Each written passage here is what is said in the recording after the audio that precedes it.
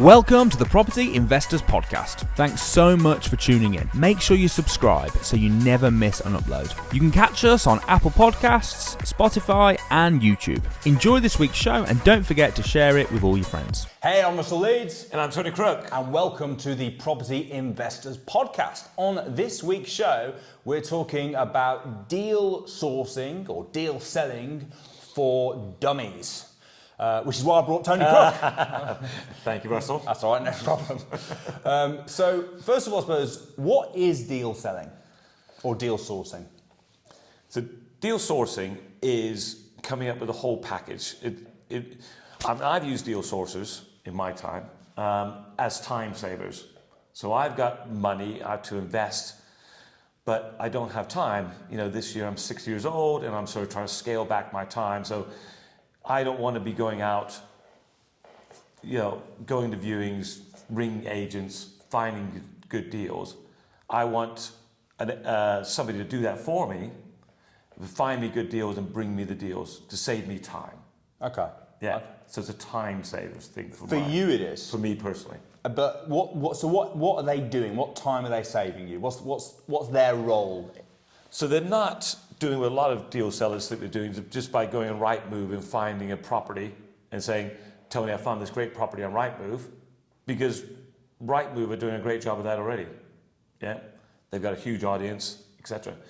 What is a deal seller? You're finding the deal maybe on Rightmove or from an agent or direct from vendor, and then you're applying, if it's buyer refuge finance, getting the quotes for the build, the refurbs, doing all the donkey work on that side of things, and also then the research and what am I going to use the property for afterwards? Am I going to be using it for service accommodation? Am I going to use it for HMO?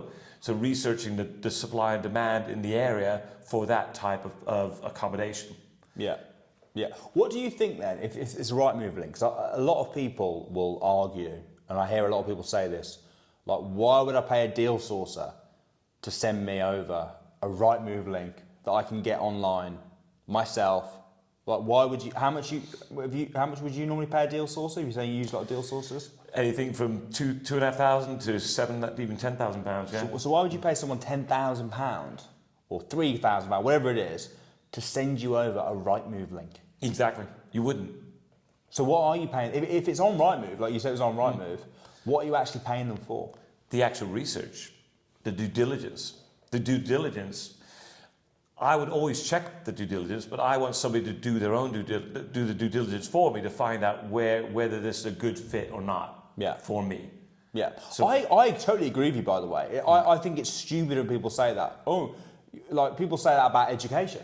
Yeah. Why would you pay for a course when you can get it online for free? It's like, yeah, but because there's loads of information online, and for me to learn it, I've got to sift through all the crap to find, and I've got to piece together and do a lot of work. Whereas if I buy some training or a deal from someone that's good, they're going to do all that work for me. It's the same as like, why are you wearing you got a wedding ring on? Yeah. Is it gold? Yeah.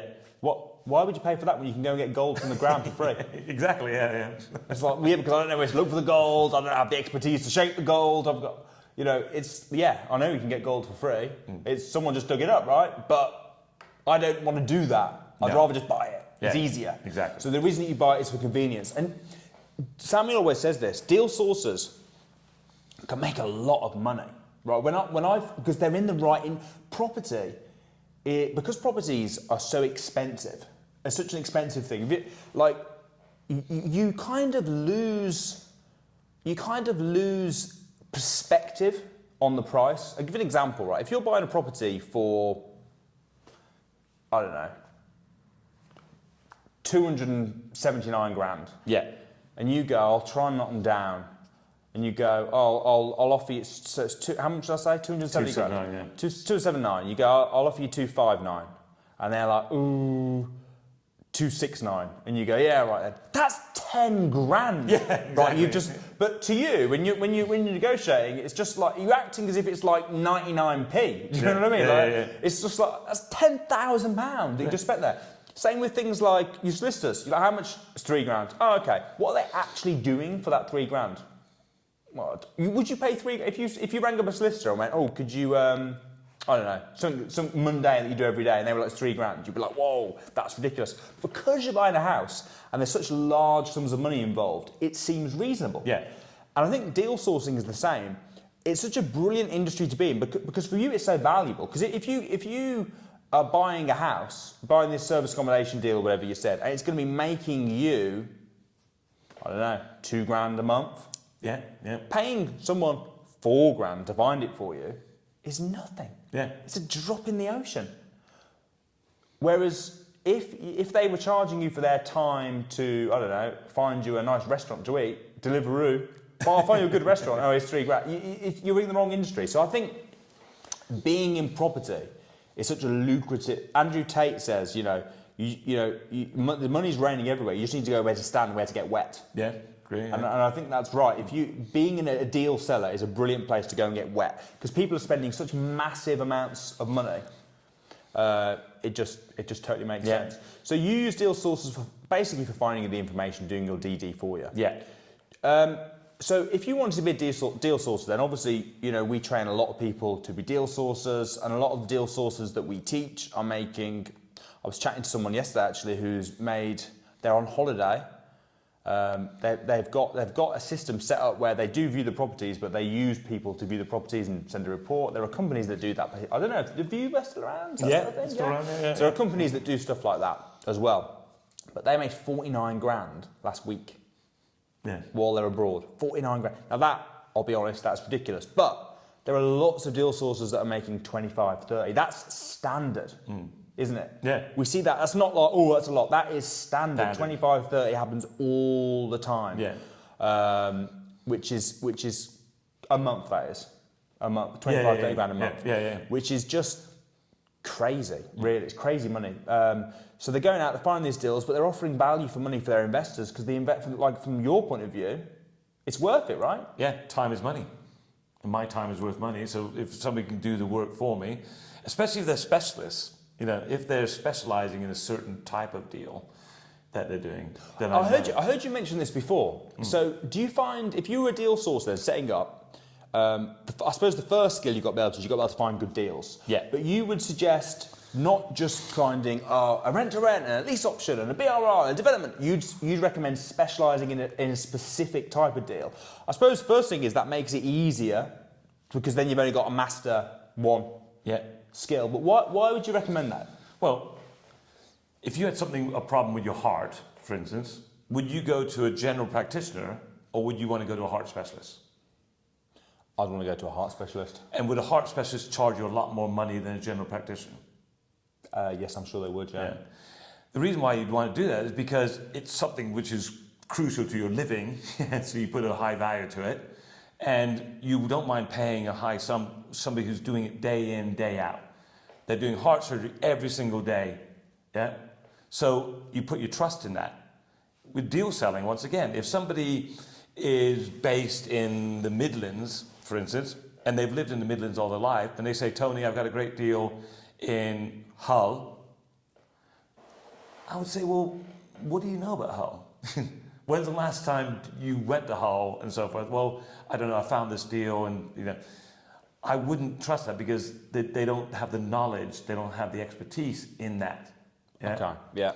For instance, if I'm going to go shopping for a hammer, I wouldn't go to Walmart for a hammer because Walmart will have one hammer fits all. Also, it's in America, right? So it's quite a long way. Yeah, okay.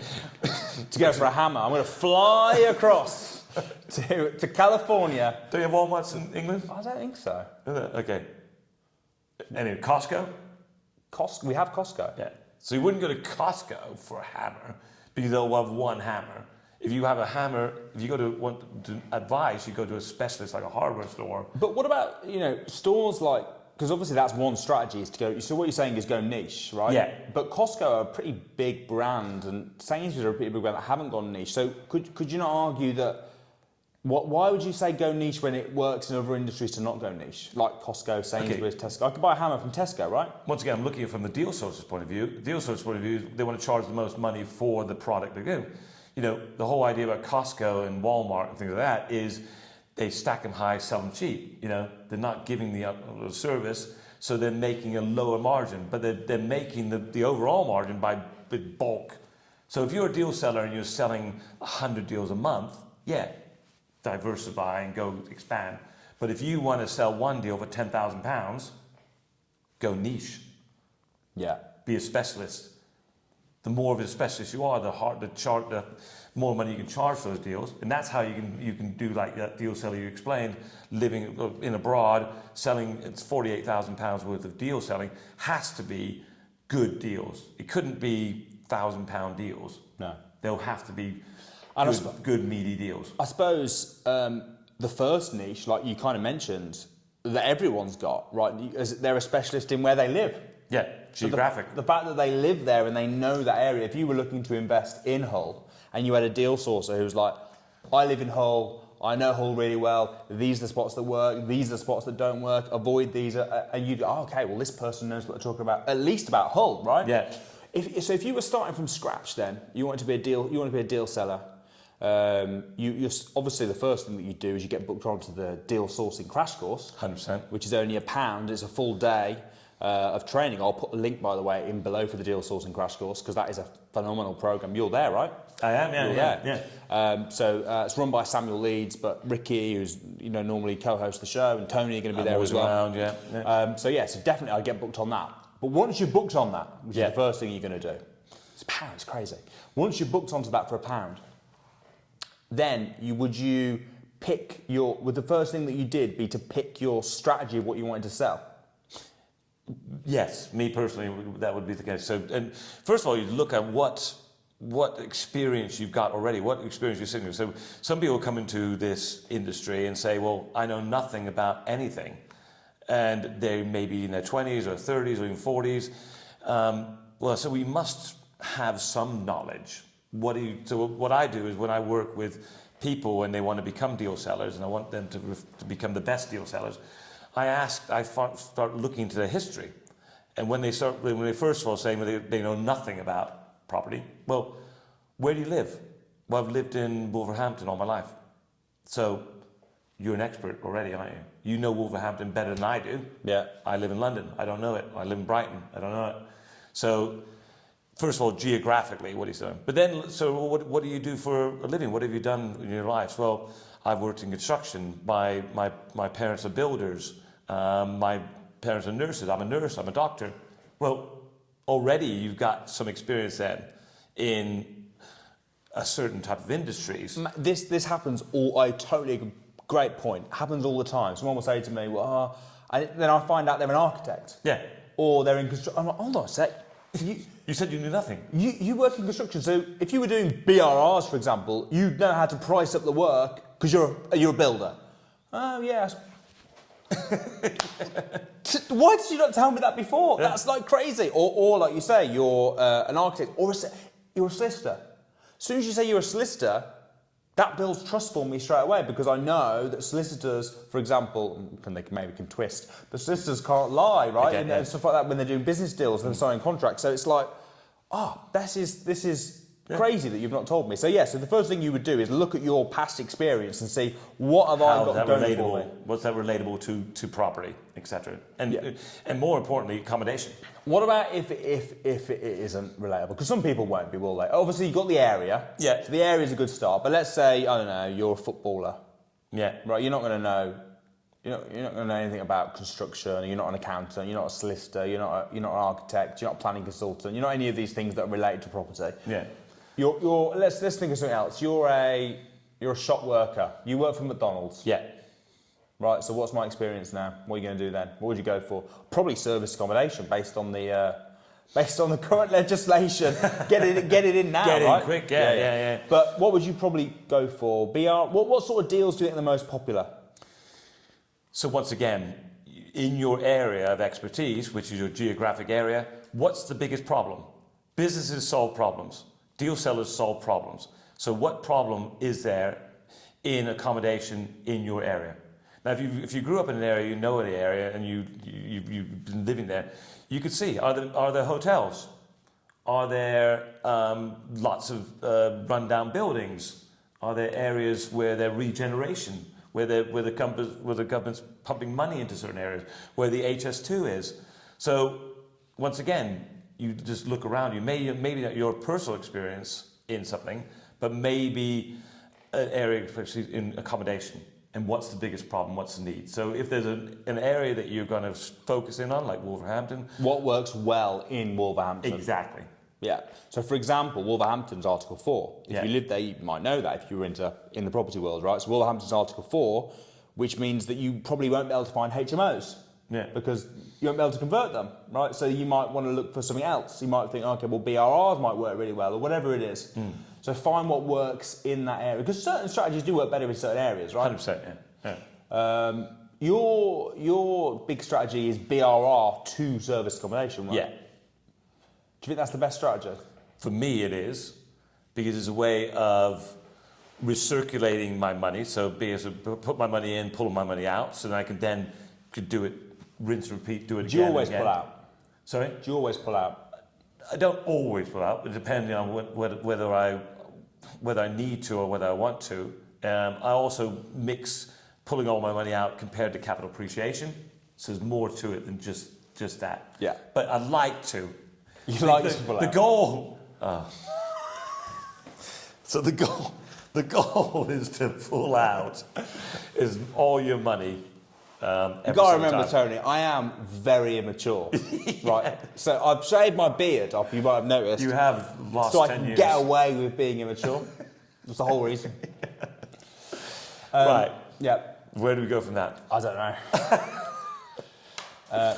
You were talking about Pulling out your money, right, from deals. Yeah. So I like to pull all my. So you aim. The aim is to pull all your money out. Yeah.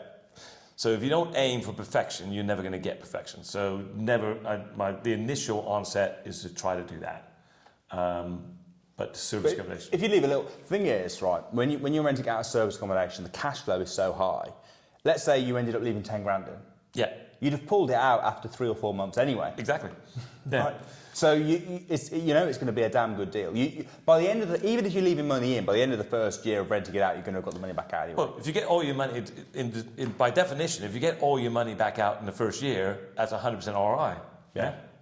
Because we work ROI on an annual basis. So if I get all my money out at exchange and complete a refinance, it makes no difference whether, well, it does, but from an ROI point of view, if you get it out in the first year, you've done your deed. You're laughing, aren't you? Yeah. And then you combine that with capital appreciation in an area that's going to be doubling in every 10 years, you're laughing. So that's why I like buy, refurbish, finance. I bought just a normal house, no BRR, did it a service accommodation. I got all my money back out in 2 years. Yeah. Anyway, it's crazy, isn't it? Yeah. It's crazy. Service accommodation is by far, I feel, one of the best strategies for the super rents. HMO is great, but service accommodation is even better. The reason why I like service accommodation better over HMO is that you are getting capital appreciation on your property, but you're also getting a high super income, but also you have free holidays. So if you got... Well, the other two you get with HMO as well, right? Your first 2 points. Yeah, but capital appreciation. The third point... Yeah. Super rent, yeah. Free holidays. Okay, now we know the real reason. Yeah. The reason that I love service accommodation is I get free holidays. Just be honest, Tony. Yeah. I've got no bones about it. I like a free holiday. Who wouldn't? Although most of yours are in Brighton. Don't you live in Brighton? I can go from house to house. I don't mind. Okay, Yeah. Fair enough. I agree. I actually think it's good as well to stay in your service accommodation properties because you're almost like a mystery shopper. Yeah. I don't even tell because my cleaners have got access to the diary, right? So they don't know the name of the guest. They just know someone's staying. So they don't know it's going to be me. So when I'm going in, I can see exactly what it's like. You're mystery shopping your own things. I've never done that, but that's a really good idea. Yeah. Do you book it out yourself, or do you just go in the gaps? It all depends. It's a funny one because... Do you just sort of think, oh, there's no one in there tomorrow? I'm going to stay. That's great, isn't it? We used to always say, well, come on, kids, we're all going to go to Devon now because the house is free. Yeah. But it's winter, Dad. But still. Yeah, but it's Devon. It's free. But then also, like, you know, my wife would want her birthday in a location. We say, well, let's book out the place for my birthday. But then, which is great. I begrudge that. Yeah. I don't let. And then when you get a £2,000 booking, I'm saying, Sarah, please, £2,000. Let's just go to a local Indian restaurant. or to a different hotel. Or a different hotel. That's what I've started doing now, because we go up to Ascot. We've got one in. The one we go to the most is the one in Lichfield, because we've got family there. And I said to Anna now, it's cheaper to pay for a hotel. Yeah. I was like, I'm not. If it's free, if it's empty, we'll go, right? Or if we're staying for a while, if we're staying for 4 or 5 days, fine. But if we're staying for 1 or 2 nights, forget that. I might put it right in the middle and miss a nice big long booking, because I booked the prime time Saturday night. Yeah, I agree. So I'll tell her it's booked. It won't necessarily be booked. Yeah. Is this going? She won't see it. Okay, good. It's not going out. No one will see this. No one will see it. Or I've just blown my marriage 33 years. Just don't tell her on the show. She won't listen. Carry on. But yeah, I mean, when you're faced with a £2,000, £3,000 booking. Hold on, you stop your story. So what did you actually do? So I don't tell her I book it. You tell her it's booked when it isn't? Yeah. Yeah, okay.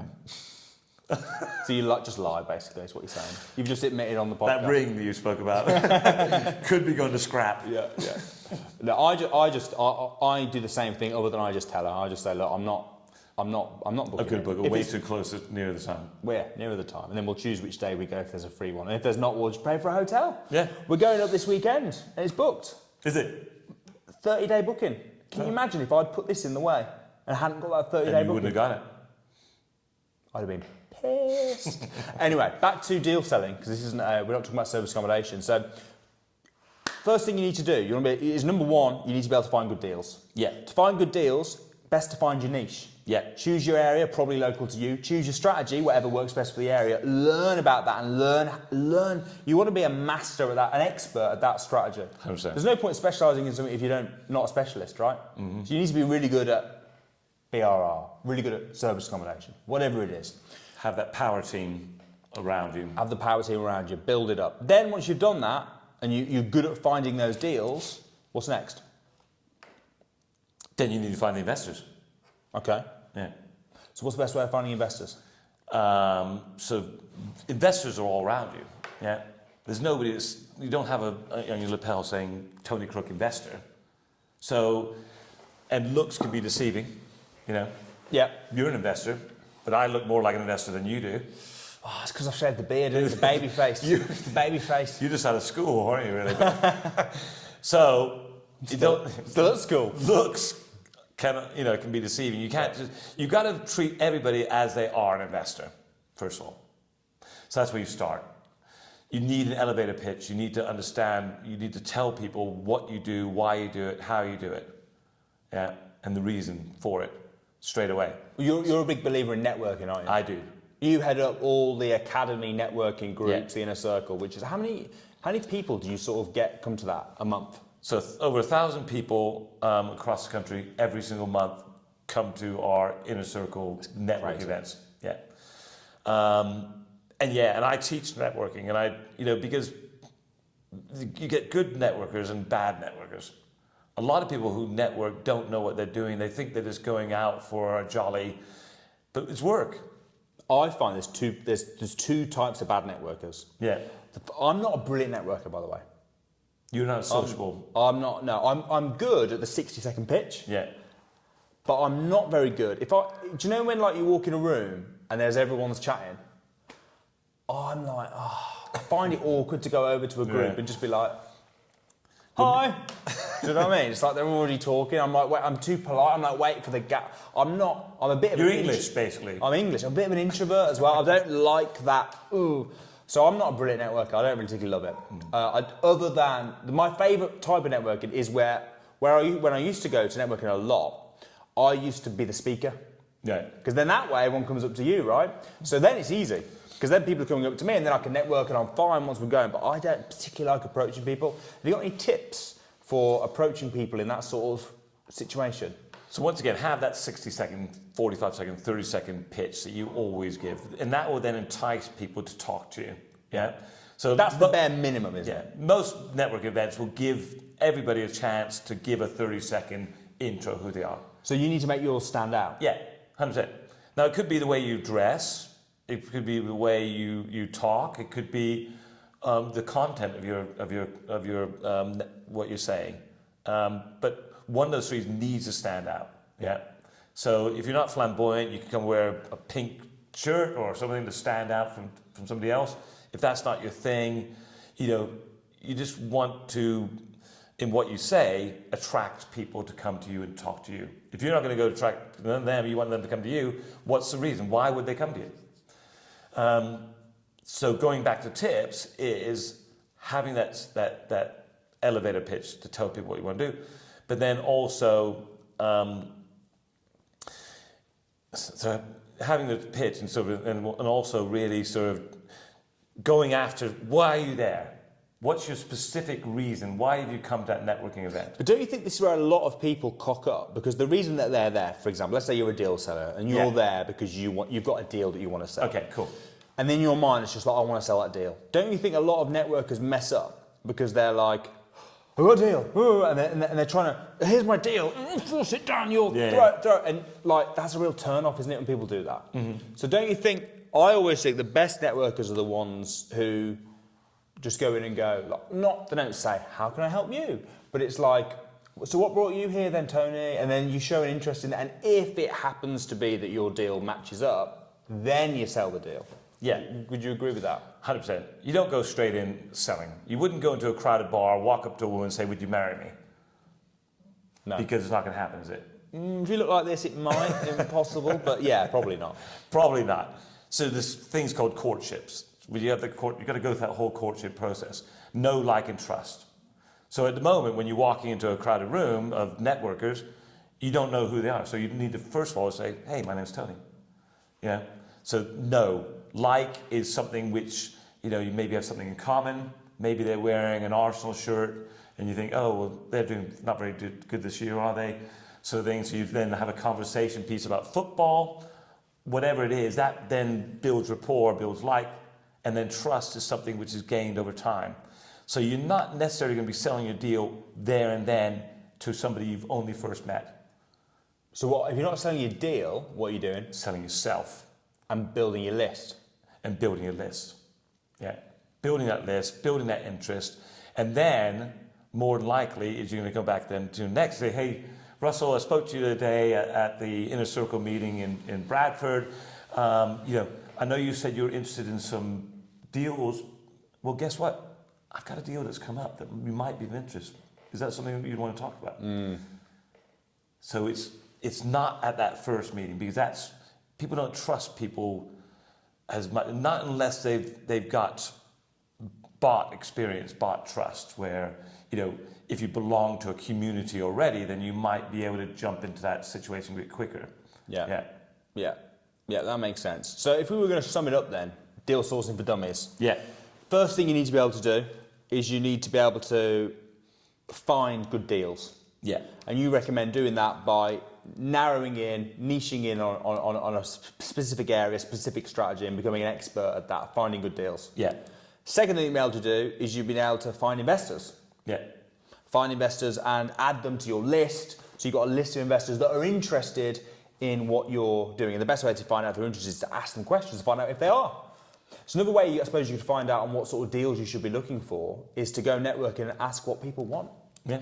So you could literally just go in and say, like if I met you at a networking event, I go, hey Tony, nice to meet you, I'm Russell. So what brings you here then? What's your strategy right now? And I'm not selling to you, but I am finding good information. Yeah. So okay, so Tony Crook, I'd make a note of it. Tony Crook is looking for HMOs. Whatever. Yeah. David Smith is looking for HMOs. Oh, I'm seeing a pattern here. HMOs. Okay, most people are looking for HMOs. Maybe that I should find HMOs or whatever it is. Yeah.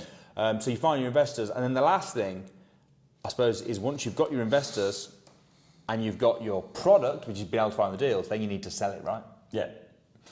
How important a skill do you think sales is when it comes to deal sourcing or deal selling?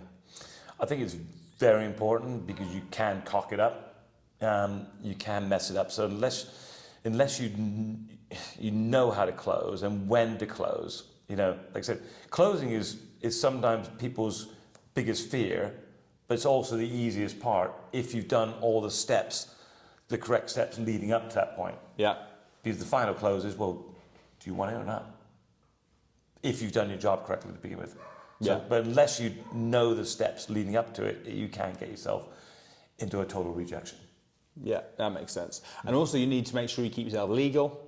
Yeah. And the biggest way you can do that is having the right contracts, right? Mm-hmm. Because if a lot of people, there's a big misconception, I suppose, about compliance, property compliance. Yeah. And it all comes down to the way you set yourself up, the way you set up your company, making sure you've got the right SIC codes. So you basically don't want to act as an estate agent. As soon as you position yourself as an estate agent and or a property manager, letting agent type thing, suddenly there's loads of compliance. But if you're just selling the information and you're using the right contracts for a deal seller, then you'll be okay, right? Yeah.